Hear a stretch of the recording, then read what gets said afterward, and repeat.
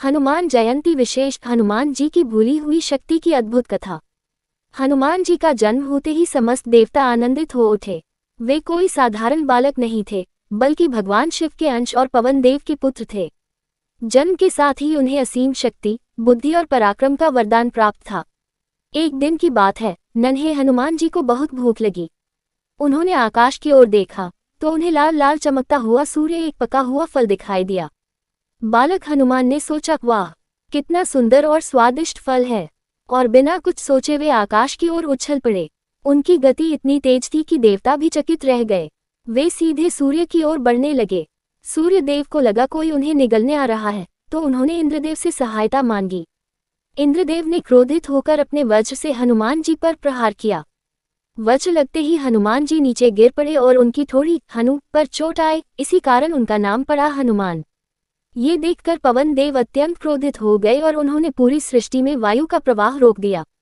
तब सभी देवता घबरा गए और हनुमान जी को अनेक वरदान दिए, अजेय शक्ति, अमरता, बुद्धि और वेग। अब हनुमान जी और भी शक्तिशाली हो गए, लेकिन थे तो एक बालक ही। उनकी चंचलता दिन ब दिन बढ़ती गई।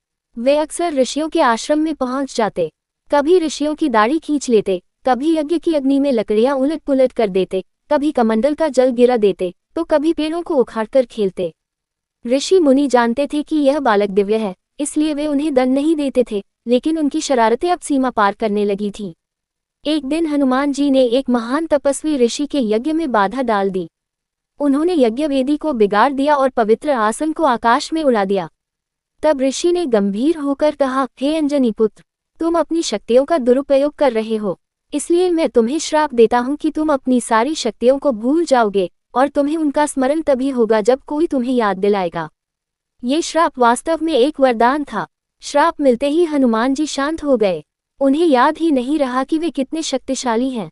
समय बीतता गया और हनुमान जी सुग्रीव के साथ ऋषिमुख पर्वत पर रहने लगे। जब रावण माता सीता का हरण करके ले गया, तब भी हनुमान जी शांत बैठे रहे। उन्हें यह आभास ही नहीं था कि वे अकेले ही लंका को जीत सकते हैं। जब वानर सेना समुद्र के किनारे पहुंची तो सभी चिंतित हो गए। इतना विशाल समुद्र, उसे कौन पार करेगा, कोई आगे नहीं आया। तब वृद्ध और ज्ञानी जामवंत जी मुस्कुराए। वे जानते थे कि असली शक्ति किसमें है। उन्होंने हनुमान जी को एकांत में बुलाया और कहा, हे पवनपुत्र, क्या आप स्वयं को पहचानते हैं?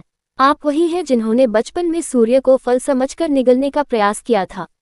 उन्होंने आगे कहा, कवन सुकाज कठिन जग माही, जो नहीं हुई तात तुम पाही। जैसे जैसे जामवंत जी हनुमान जी को उनकी बाललीलाएं सुनाते गए, सूर्य तक पहुंचना, पर्वतों को उठाना, असीम शक्ति, वैसे वैसे हनुमान जी को सब याद आने लगा। अचानक उनका शरीर विशाल होने लगा, उनकी आंखों में तेज आ गया। वे पर्वत के समान खड़े हो गए। उन्होंने गर्जना की, जय श्री राम, और फिर एक ही छलांग में समुद्र लांघने की तैयारी कर ली।